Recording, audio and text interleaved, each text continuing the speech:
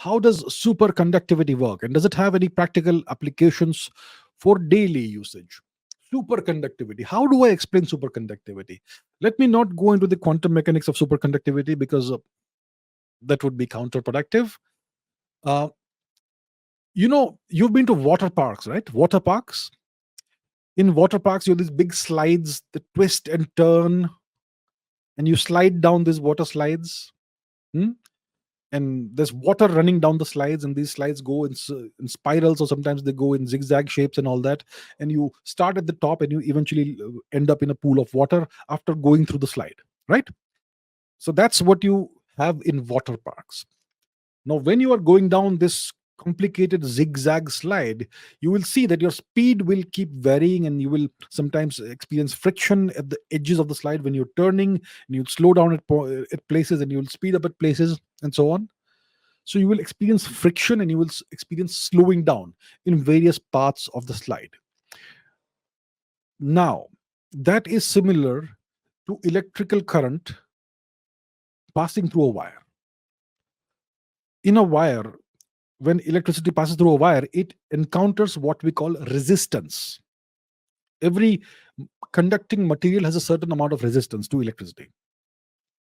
And it's like you passing through going down that slide and encountering all these obstacles, and slowing down and encountering resistance. That's kind of like what electricity experiences when it passes through an electrical conductor in an electrical wire.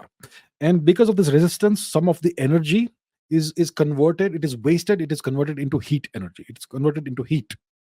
So you have transmission losses because of this.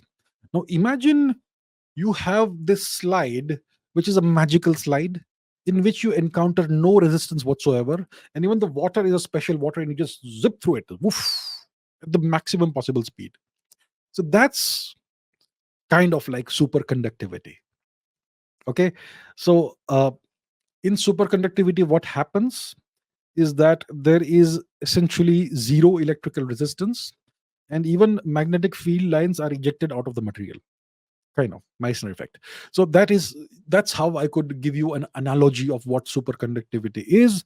It's because of Cooper pairs, electrons behaving in certain ways in certain materials below a certain temperature, the critical temperature of the material, and so on. So that is essentially what superconductivity is.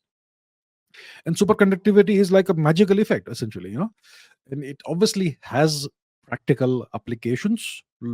I can think of a few applications. Magnetic resonance imaging. You've heard of MRI machines. You go to a hospital with a fracture or something or whatever, then you're going to be put into an MRI machine.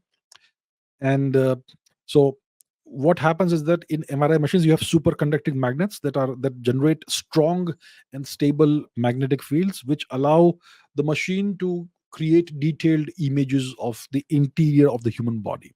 So MRI machines, then you have magnetic levitation, maglev trains. These trains, they use superconducting conducting magnets to float above the tracks. So maglev trains, they don't touch the tracks, they float above the tracks. And this is done with the help of by using superconducting magnets. So there's essentially zero friction, and you have very high speed travel in maglev trains. Then you have particle accelerators. So you must have heard of the Large Hadron Collider outside of Geneva, Switzerland, LHC. So in these, it's the biggest particle accelerator that we currently have on the planet. So in these particle accelerators, superconducting materials are used in the construction of these particle accelerators, and they create extremely powerful magnetic fields which are necessary for accelerating particles and confining particles at high speeds. Then you can have superconducting cables that transmit electricity over very large distances with very little energy loss compared to standard copper cables or aluminum cables.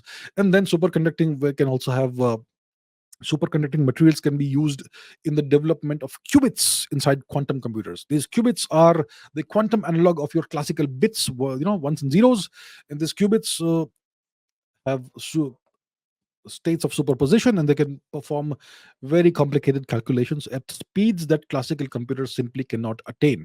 So these are some of the uh, applications of superconductivity, of conducting materials in the real world, and some of these can have daily usage. The magnetic levitation maglev trains certainly have daily usage. Transmission cables, superconducting transmission cables, certainly have daily usage, and so on. MRI machines, daily usage. So there is there are applications of superconductivity in the real world outside of the specialized scientific and engineering domains.